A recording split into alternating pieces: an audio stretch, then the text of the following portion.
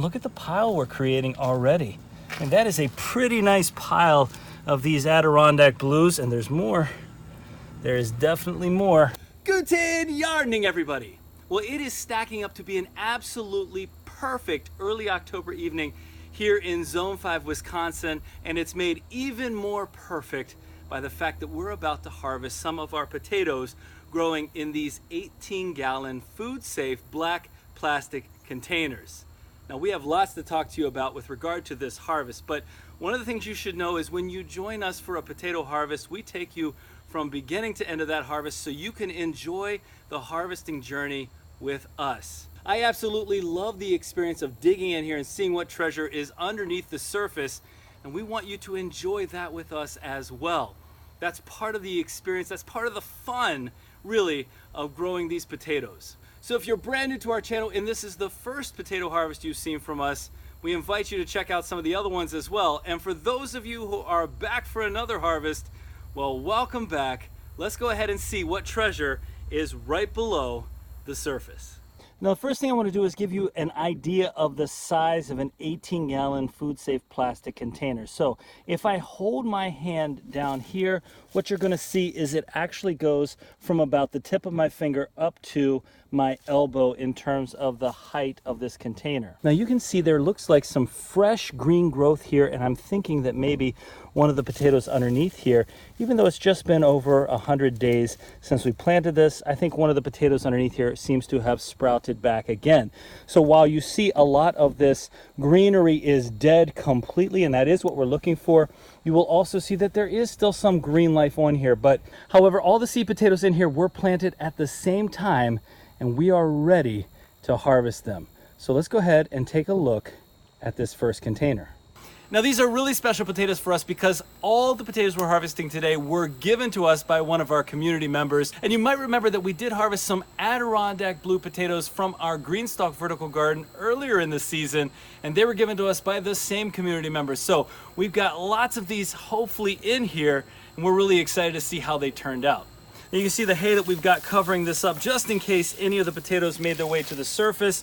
And these are dead. These are detached from the plants just in general, so we don't have to worry about cutting them off. I'm going to actually go in here and flip this upside down. Now, one of the things that we tried to do with this was to multi-layer to take advantage of the height in addition to the rest of the size of this container. However, right after we did that second layer, some critters came in here, and so we don't know what they ate.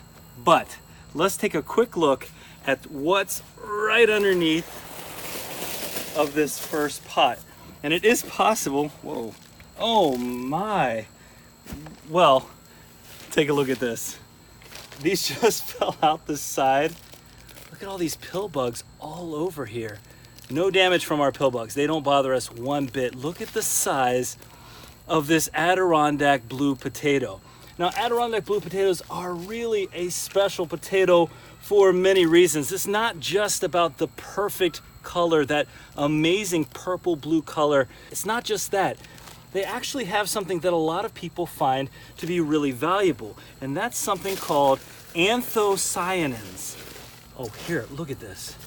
Now, these anthocyanins are what give this potato that purple color. And some people say that there are some really nice health benefits. I don't know if that's 100% true or not, but given the fact that there are so many people who want to eat all the different colors, and we even did that harvest where we talked about harvesting the different colors of the rainbow and how each color is special in its own way. Well, given that fact, I mean, growing purple potatoes or purple fruit just in general or vegetables seems like a great idea. Come take a look at this. These are fantastic in size. This is exactly the kind of harvest we hope for, and I'm just literally scratching at the surface here when it comes to digging in. So these are clearly detached. You can see that. These have completely detached, but here are what look to be a great start to a, well, highly eventful harvest so far. Now you can see our soil is actually pretty damp, and I think one of the reasons why, and we haven't watered this in a while, but I think one of the reasons why it's still so damp is because we had that layer of hay on top to hold in that moisture. but we don't usually water for the last couple of weeks before harvest. But still, check this out. So, you know what I'm noticing here? I don't see any damage. The peak in here is just getting better and better. Now this variety, this Adirondack variety, has actually been around since 2003, so it's not all that old. But one of the cool things is the people that created this variety of potato, oh, right here, we're gonna uncover some more treasure. The people that created this potato out of Cornell created an Adirondack red potato the year after. And much like this has that blue inside as well as this kind of purplish blue outside, that one is red the whole way through as well. Now it's a light red, but it's a beautiful potato. And if any of you have ever grown it, or if you know where we can access it, that would be high on our list. I think that would be a stunning potato to grow. Now it might be a little bit difficult to see some of these potatoes if we compare it to the color of the soil. Oh, there's our seed potato.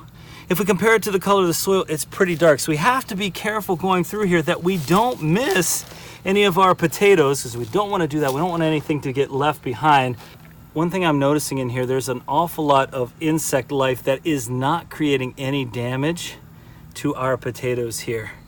And every time I seem to reach down in here, I get more of these coming up. Now we tried to grow in that multi-layer, and again, the critters came and we don't know how many of these plants they actually dug out. But what I can say is this is our first time growing in these plastic containers, because before we grew in grow bags, and I promise you, we didn't get anything close to this kind of size. For Adirondack Blue potatoes, these are an excellent size. Now, if you've been enjoying this harvest so far, we'd love for you to give us a like and let us know, or leave a comment below and let us know what you like the most about potato harvests. And if you're not already a part of our community, well, we'd love to welcome you. What you're seeing on that side, you're seeing before I am. So I don't know what's over here. Oh, okay. So we've got some purples here in the side. There's some coming out, and I've also got, well, a really nice one that fell out on this side as well. These are looking fantastic. And you know, we grew these from potato pieces. So these weren't even whole seed potatoes. These were seed potatoes that were cut, I would say, at half or maybe even in quarters. Now you can see the depth here. We're still not using that bottom part as much as I would like, but I'll come back for you here in a second. Take a look at what we've got right here. Let's uncover these really nice potatoes. Absolutely perfect in color and shape, just all around amazing. It's almost like, you ever see those paint jobs that change colors depending on how you look at them? That's basically what it looks like. Here, take a look at that. See how well you can see it? That's what it looks like on this potato. There's so many different perfect shades. Digging down in here is an exploration of the soil, and we're getting such good results. Now, the mix that we use for these potatoes is a pretty standard mix for us. I think you can probably see most of the ingredients in this soil, but we're trying to create basically a loose soil, just something that they have no problem growing in, that's well draining. And I put a brief description up on the screen as to what our soil mix typically is, so you can see what we grew these in. Oh, look at this. This is a yellow fin potato. So one of our potatoes in here is another gift potato. It's our yellow fin potato, which is another yellow to white kind of skin and fleshed potato. Doesn't look like this one produced all that much yet, but we'll see. Well, yeah, we'll see. Right here is another Adirondack Blue. Oh, there we go. That's a great handful. There we go. So I see a couple right down in here. Yep. Not disappointing. These are not disappointing one bit. Look at that.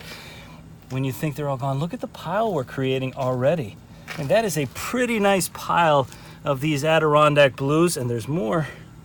There is definitely more. Take a look at this. All right, this one is a yellow fin, and you can see this actually didn't get buried. Oh, this is fantastic. So you can see what happens when the stem material starts to form off here, it can either turn into leaves like we've got right here, or if it's buried, we'll get these potatoes. Now this one was only partially buried, so it didn't actually get the full benefit of growing time. And really it looks like this one probably sprouted from this little potato here. That's my guess. It sprouted from this and grew. This is what I was talking about at the beginning of the video, where it looked like we had some brand new growth. Well, this isn't from our original seed potato, but how cool is that? All right. So this one I know has multiple varieties. Again, both of these varieties came from that same community member. Oh, look, right along here.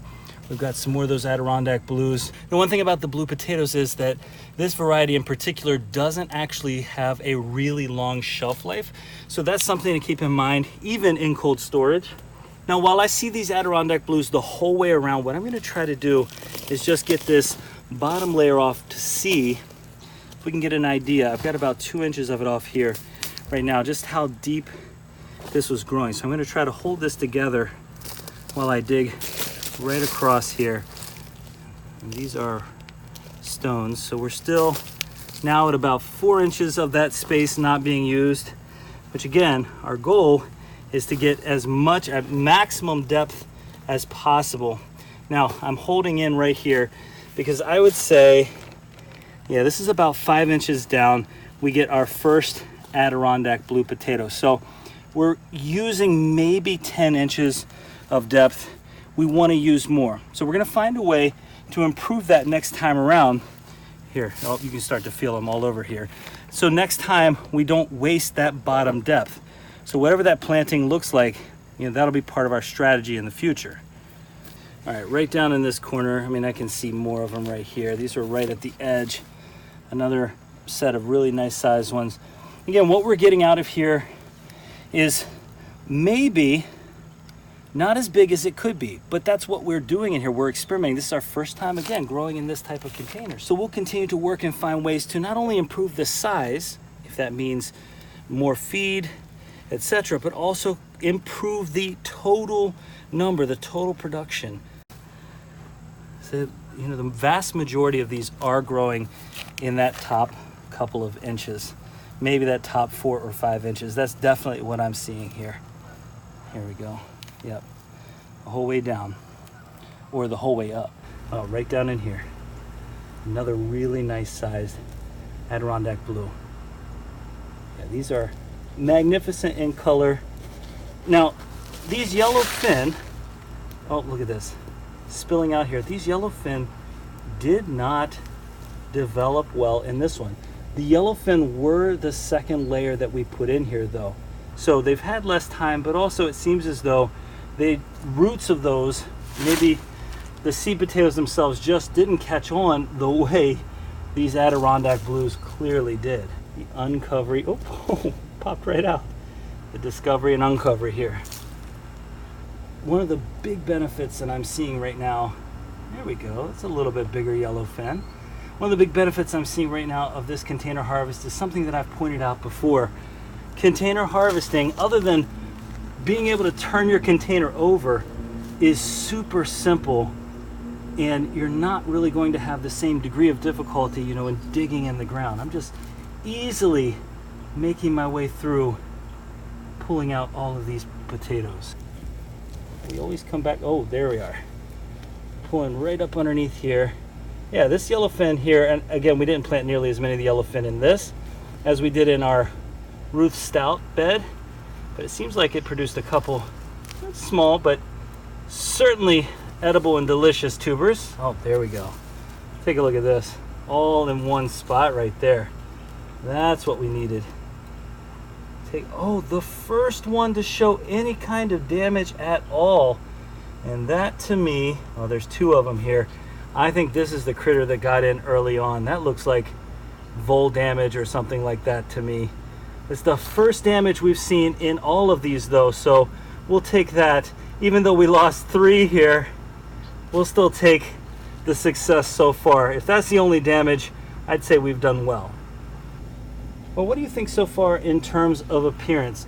How do you think this compares to our Magic Molly? I think the Magic Molly actually might be a little bit darker in color, but I'm wondering what your thoughts are. If you didn't watch our Magic Molly video, you should check that out.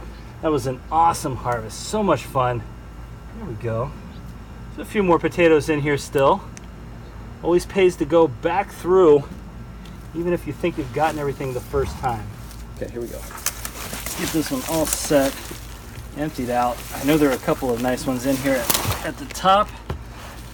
So let's see. Oh, they're falling out all over the place, just excited to be harvested. Take a look at that. These fell right out, and this one's right here. Okay, I don't mind. They're volunteering to come out. All right, let's just, you know what? Let's just break this one wide open and see what's down the center of it. I have no idea. We might not see anything, or, whoa, we might see perhaps the biggest Adirondack Blue we've harvested today. Wow.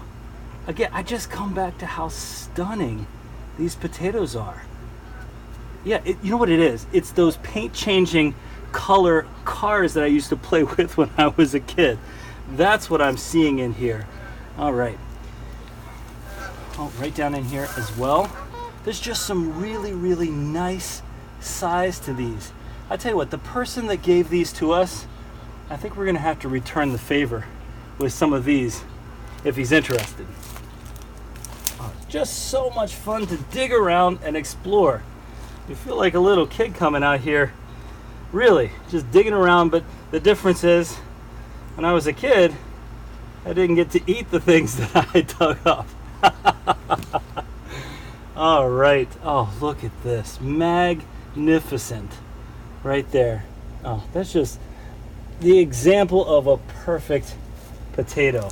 Fun fact about these Adirondack Blue potatoes I think is really cool.